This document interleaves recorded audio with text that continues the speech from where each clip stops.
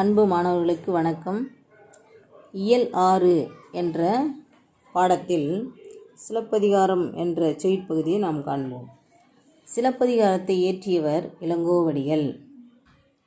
இவர் சிலப்பதிகாரத்தை கொண்டு, அதாவது சிலம்பு கூட்டல் அதிகாரம் என்ற அந்த சிலம்பை அதிகரித்து கூறும் வரலாறு ஆகையால் இது சிலப்பதிகாரம் என்று பெயர் பெற்றது. சேரன் தம்பி சிலம்பை இசைத்ததும் என்று இதனை பாரதியார் குறிப்பிடுகிறார். இவ்வாறு குறிப்பிடும்போது சேரன் தம்பி சிலம்பை இசைத்ததும் என்பதை பார்க்கும்போது சேர செங்குட்டுவனுடைய தம்பிதான் இளங்கோவடிகள் என்பது நமக்கு புலனாகிறது. சரி, இந்த சிலப்பதிகாரம் 3 காண்டங்களையும் 30 காதைகளையும் கொண்டுள்ளது. 3 காண்டங்கள், அதாவது புகார் காண்டம், மதுரை காண்டம், வஞ்சி காண்டம். புகார் காண்டத்தில் 10 காதைகளும், மதுரை காண்டத்தில் 13 காதைகளும், வஞ்சி காண்டத்தில் 7 காதைகளும் ஆக 30 காதைகளை கொண்டது.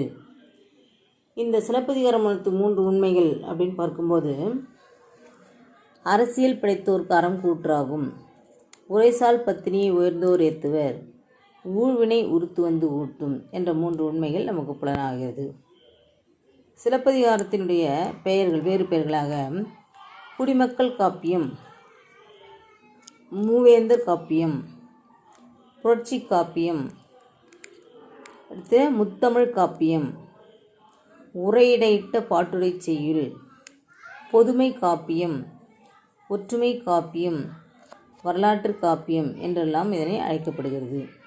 குடிமக்கள் காப்பியம் என்று சொல்லும்போது அந்த அரச பரம்பியர் இல்லாமல் சாதாரண குடிமக்களாகிய கண்ணகி, கோவலன், மாதவி இவருடைய வரலாற்றை கூறுவதுதான் குடிமக்கள் காப்பியம் என்று போற்றப்படுகிறது.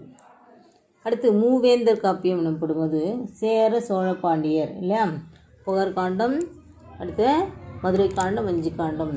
புகாரில் சோழன் இல்லையா, அடுத்து மதுரையில் பாண்டியன், அடுத்து வஞ்சி காண்டத்தில் சேரன். இப்போ சேர சோழ பாண்டியர்களுடைய அந்த நாடுகள் சொல்லப்படுகிறது, நாட்டு மக்களுடைய வாழ்க்கை வரலாறு சொல்லப்படுகிறது. எனவே இந்த 3 மன்னர்களை பற்றி கூறும்போது அங்கு மூவேந்தர் காப்பியம் என்று அழைக்கப்படுகிறது.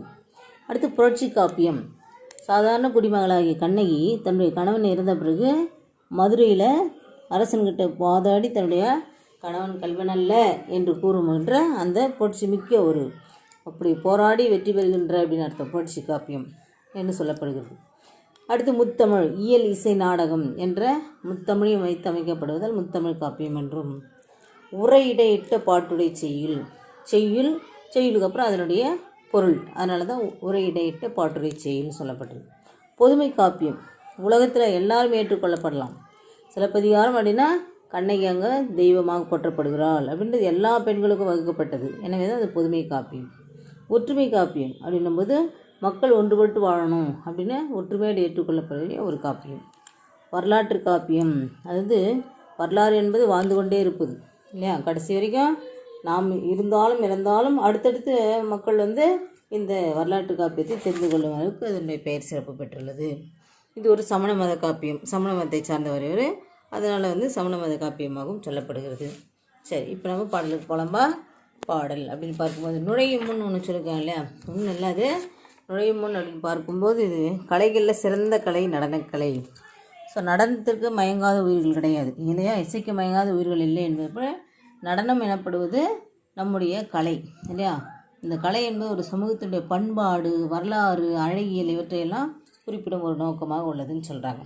சரி, இப்போ நம்முடைய பாடப்பகுதியாக அரங்கேற்று காதை, அதாவது புகார் காண்டத்தில் அரங்கேற்று காதை இல்லையா, அந்த காதை நமக்கு வைக்கப்பட்டுள்ளது.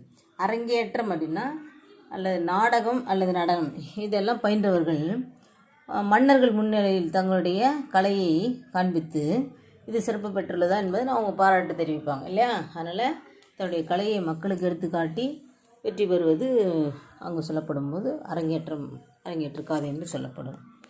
அதனால் இங்கே அரங்கேற்று காதை, மாதவியுடைய அரங்கேற்று காதை நம்ம பார்க்க போகிறோம். மாதவியின் நடன பயிற்சி. பெருந்தோல் மடந்தை தாதவிழ் புரிகுழல் மாதவி தன்னை ஆடலும் பாடலும் அழகும் என்று இக்கூறிய 3இன் ஒன்று குறைபடாமல் 7 ஆண்டு இயற்றி ஓர் ஈராண்டில் சூழ்கழல் மன்னர்க்கு காட்டல் வேண்டி அப்படின்ற பாடல் மாதவியினுடைய நடனப்பயிற்சி சொல்லப்படுகிறதுமா. பெருந்தோல் மடந்தை, அழகான தோள்களை உடைய மடந்தைன்னு பெண் மாதவி. அவள் எப்படி இருக்கான்னா, தாது அவள், தாது என்றால் அந்த வண்டுகள் மொய்க்கின்ற பூக்கள், அந்த பூக்களை பொறிகுழல் அவருடைய சுருண்ட கூந்துகளில் அப்படின்னா கூந்தலில் என்ன பண்ணி மலர்ந்த மலர்களை அப்படியே மனதோடு வீசி கொண்டிருக்கின்ற அளவுக்கு தன்னுடைய கூந்தலில் சூடியிருக்கிறாள். அப்படிப்பட்ட மாதவி ஆடலும் பாடலும் அழகும் இம்மூன்றும் குறைபடாமல், அதாவது நல்லா அழகாக இருக்கிறவங்க ஆட தெரியாது, ஆட தெரிஞ்சவங்களுக்கு அழகு இருக்காது, அடுத்து பாட தெரியாது, இப்படியெல்லாம் இருக்கும். ஆனால் இவளுக்கு அமைந்திருந்த மூன்றுமே, ஆடல் பாடல் அழகு மூன்று ஒன்று கூட குறையில்லாமல் அமைந்திருந்தது. அப்படி அமைந்திருந்த அவள் 7 ஆண்டு இயற்றி ஓர் ஈராண்டில், அதாவது 5 வயசில் போய் 5 வயதில் நடனம் கற்க ஆரம்பிக்கிறான்.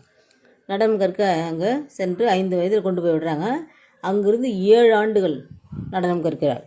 அப்போ 5 + 7 இல்லையா 12. ஓர் ஈராண்டு சொன்னாங்க. ஈராண்டு மீன்ஸ் 6 ஆண்டு, 2 × 6 = 12 வயது. 5 வயதில் போய் நடனம் கற்க ஆரம்பிக்கிறாள்.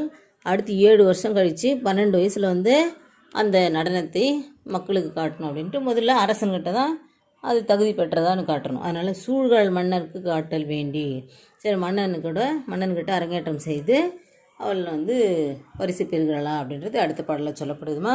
முதல்ல அரங்கேற்றம், அது அந்த நாட்டிய அரங்கினுடைய அமைப்பு. இப்போ அரங்கேற்ற மட்டத்துக்கு நாட்டிய அரங்கு தேவையில்லையா, அந்த நாட்டிய அரங்கு எவ்வாறு அமைக்கப்பட்டது அப்படின்றது இந்த பாடலில் சொல்கிறாங்க. பாருங்கள். எண்ணிய நூலோர் இயல்பினில் வழாது மண்ணகம் ஒரு வழி வகுத்தனர் கொண்டு புண்ணிய நெடுவரை போகிய நெடும் கழை கண்ணிடை ஒருஜான் வளர்ந்தது கொண்டு நூல் நெறி மரபின் அரங்கம் அளக்கும். இது வரைக்கும் பார்க்கலாமா. எண்ணிய நூலோர் இயல்பினில் வழாது, நூலோர்னா நல்ல கற்றோர்கள், அவர்கள் தன்னுடைய இயல்பிலிருந்து மாறாமல், வழாது என்றால் மாறாமல், மண்ணகம் என்றால் நாட்டிய அரங்கு எப்படி அமைக்கணும் அப்படின்னு ஒரு வழி வகுத்தனர். சரி, இவ்வாறு தான் நாட்டிய அரங்கு அமைக்கப்பட வேண்டும் என்று சொல்கிறாங்க. எல்லாம் பேசும்போது புண்ணிய நெடுவரை, வரை மீன்ஸ் மலை இல்லையா, புண்ணிய நெடுவரை நல்ல மலையாக ஒன்று தேர்ந்தெடுத்து, நெடும் கழைனா மூங்கில், அங்கே போய்ட்டு ரொம்ப நீண்டு வளர்ந்துருக்கின்ற அந்த மூங்கிலெல்லாம் வெட்டி எடுக்கிறாங்க. அப்படி வெட்டி எடுக்கும்போது கண்ணிடை என்றால் கணு இல்லையா, நம்ம கரும்பு சாப்பிடும்போது கணு பார்த்துருக்கோம், ஒரு ஜான் அளவுக்கு கணு இருக்கும். அந்த மாதிரி ஒரு ஜான் அளவுக்கு கணு இருக்கின்ற அந்த மூங்கிலை வெட்டி கொண்டு வளர்ந்து கொண்டு, அது சொல்கிறாங்க, கண்ணிடை ஒரு ஜான் வளர்ந்தது கொண்டு நூல் நெறி மரபின் அரங்கம் அளக்கும்.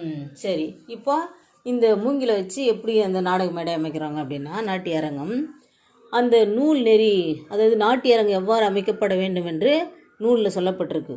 அந்த நூல் நெறி வழாமல், நூல் எவ்வாறு சொல்லியிருக்கிறதோ அதன்படி நாம் அமைக்கணும் அப்படின்னு சொல்லிட்டு அமைக்கிறாங்க. அது எப்படிமா, கோல் அளவு 24 விரல் ஆக 7 கோல் அகலத்து 8 கோல் நீளத்து 1 கோல் உயரத்து உறுப்பினது ஆகி உத்தர பலகையோடு அரங்கின் பலகை வைத்த இடைநிலம் 4 கோலாக ஏற்ற வாயில் 2 பொலிய தேற்றிய அரங்கில் தொழுதனர். இங்கே என்ன சொல்கிறாங்க அப்படின்னா, கோல் அளவு, அதாவது சொன்னாங்க இல்லையா கணுவிடை 24 அந்த கணுக்கள், அந்த 24 கணுக்கள், ஒரு ஜான் அளவு கணு இருக்கும். அப்படி கணுவாக பாருங்க 24 கணு இருக்கிற மாதிரி மூங்கில வெட்டுறாங்க. அதன்படி வெட்டி அது எத்தனை 7 கோல், அதாவது 7 கோல் அகலத்து, இந்த 7 கோள்களை கொண்ட அகலம் 24 × 7 அப்படின்னு பார்க்கும்போது அவ்வளோ அகலமாக அந்த நாடக மேடை அமைக்கிறாங்க. அடுத்து 8 கோல் நீளத்து, 8 கோள்கள் கொண்ட நீளம், 8 கோள்கள் 24 × 8 அப்படி பார்க்கும்போது அந்த நீளம், அவ்வளோ நீளத்தையும் அவ்வளோ அகலத்தையும் கொண்டு அங்கே 1 கோல் உயரத்து உறுப்பினதாகி, இப்போ அகலம் நீளம் சொல்லியாச்சு 24 × 7 24 × 8ன்னு அங்கே அகலம் நீளம் சொல்லியாச்சு. அடுத்து உயரம் எவ்வளோ அப்படின்னா 1 கோல் இல்லையா, 1 கோல் அப்படின்னும் போது 24 கணுக்கள் கொண்ட ஒரு மூங்கில் எப்படி இருக்கும் அப்படியா, அந்த ஹைட்டு, அந்த நீளத்துக்கு 1 கோல் உயரத்து உறுப்பினதாகி உத்தர பலகையோடு, உத்தரம் என்றால் மேல் விதானம், மேலே சொல்கிறோம் இல்லையா மேல் விதானம், அந்த மேலே இருக்கிற உத்தர பலகையோடு அரங்கின் பலகை வைத்த இடைநிலம், அரங்கோட பலகை அப்படி மேலே அப்படி தலை நிமிர்ந்து பார்க்கும்போது அதனுடைய உயரம் உத்தர பலகையோடு சேர்ந்துருக்குது. அடுத்து அதை வைத்து இடைநிலம் 4 கோலாக 4 கோள்கள் இணைக்கப்பட்ட அளவுக்கு அந்த நாடக மேடை, அதாவது மாதவி ஆடுகின்ற அந்த இடத்தை பொறுத்து இல்லையா. அப்போ 4 கோல் அளவுக்கு அந்த அகலத்தை அமைச்சு கொடுக்குறாங்க அந்த நாடக மேடையினுடைய அமைப்பு. அடுத்து ஏற்ற வாயில் 2உடன் பொலிய தியேட்டர் அரங்கில் தொழுதினர். இப்போ எல்லாமே என்ன பண்ணாங்க, எல்லாம் அமைச்சிட்டு இப்போ 2 வாயில் அமைக்கிறாங்க, வாயிற்படி. அதாவது மாதவி வந்து ஏறி ஆடி முடிச்சுட்டு இறங்கி போனோம் இல்லையா. அப்போ திரும்ப இடதுபுறம் வலதுபுறம் இப்படி வாயிற்படியும் அமைக்கிறாங்க. ஏற்ற வாயில் 2உடன் பொலிய தோற்றி அரங்கில் தொழுதன, அப்படியே அரங்கில் தொழுது ஏற்ற பூதரை எழுதி மேல்நிலை வைத்து தூண்கள் புறப்பட மான்விளக்கு எடுத்து. பூதர் என்றால் 50 பூதங்கள் இல்லையா. நிலம் நீர் காற்று வானம் நெருப்பு ஆகிய அந்த 50 பூதங்களை அப்படியே எழுதி, அதாவது அப்படியே ஓவியம் மாதிரி வரைஞ்சி தூண் நிழல், அப்படி தூண்கள் கட்டப்பட்டிருக்கு இல்லையா, அந்த தூண்களுடைய நிழல் கீழே வராத அளவுக்கு விளக்கு, மான் விளக்கு, அதாவது மாண்பு பெருமை புரிந்து பெரும் விளக்குகளை அங்கே அமைக்கிறாங்க. ஒருமுக ஏணியும் பொறுமுக ஏணியும் கறந்து விரல் ஏணியும். ஏணி என்றால் திரை, ஒருமுகத்திரை, இருமுகத்திரை, அடுத்து அதன் பொறுமுகம்ன்றது தான் இருமுகம், அடுத்து கறந்து விரல் திரை. ஒருமுகத்திரை எனப்படுவது ஒரே பக்கமாக அப்படியே கையில் இழுத்ததும் அப்படியே ஸ்க்ரீன் அப்படியே இப்படி பறந்துடும். நம்ம ஸ்க்ரீன் சொல்கிறது தான் திரை. அப்படி ஒரு பக்கம் கயிறு பிடிச்சதாங்கன்னா மொத்தமாக அப்படியே அந்த நாடக மேடை திறக்கும். அடுத்து பொறுமுகத்திரை அப்படின்னும் போது, பொறுமுக ஏணின்னும் போது 2 பக்கம் நடுவில் வந்து ஒரு கோடு போட்ட மாதிரி இருக்கும், 2 பக்கம் அப்படியே ஒரு கயிறு போட்டு இந்த பக்கம் அந்த பக்கம் இருக்கும்போது இப்படி கொஞ்சம் விலகும், அப்படி கொஞ்சம் இடப்பக்கமாகவும் வலது பக்கம் விலகும். இது பொறுமுக ஏணி. கறந்து விரல் ஏணினா அப்படியே மேலேருந்து கீழே அப்படியே திரை வந்து விழும். நம்ம சினிமா தேட்டர் கூட அது மாதிரி பார்த்துருப்போமா, அந்த திரைன்றது அதான் ஸ்க்ரீன். அப்படியே மேலேருந்து கீழே வரும், திருப்பி படம் முடிஞ்சது அப்படியே அந்த படம் ஸ்டார்ட் ஆகும்போது அப்படியே திரை மேலே போய் மேலே சுட்டிக்கும், படம் முடிஞ்சது அப்படியே வந்து கீழே இறங்கி க்ளோஸ் பண்ணிக்கும். அந்த மாதிரி ஒருமுக ஏணி, பொறுமுக ஏணி, கறந்து விரல் ஏணி என்று 3 திரையும் வைக்கிறாங்க. ஓவிய விதானத்து உரைபெரு நித்திலத்து. அப்படி ஓவியம் வரைகிறாங்க அப்படின்னா சொன்னோம் இல்லையா, 50 பூதங்களை ஓவியம் கூட வரைஞ்சாங்கன்னு. அப்படியே நிறைவு நித்திலத்து மாலை தாமம் வளையுடன் நாற்றி, அப்படியே முத்துக்கள் பதித்து இருக்கின்றது அந்த மாலைகளை, முத்து மாலைகளை அப்படியே என்ன பண்ணுறாங்க, அந்த அரங்கம் முழுக்க அப்படியே மாலைகளை சுற்றி விடுறாங்க. விருந்துபட கிடந்த அருந்தொழில் அரங்கத்து. இப்போ பார்க்கும்போது விருந்துக்கு வருகின்ற அந்த அரங்கம் போல், அதாவது ஒரு திருமண நிகழ்ச்சியோ அல்லது அதை விட பெரிய நிகழ்ச்சியோ நடக்கும்போது எவ்வளோ விருந்துக்கு மக்கள் அழைக்கும் போது எவ்வளோ சிறப்புப்பட இருக்குமோ அது மாதிரி அந்த அரங்கம், நாட்டிய அரங்கம் அமைக்கப்பட்டது. இவ்வாறு தான் அமைத்து அங்கே செய்கிறாங்க அப்படின்றத பார்க்குறோம்.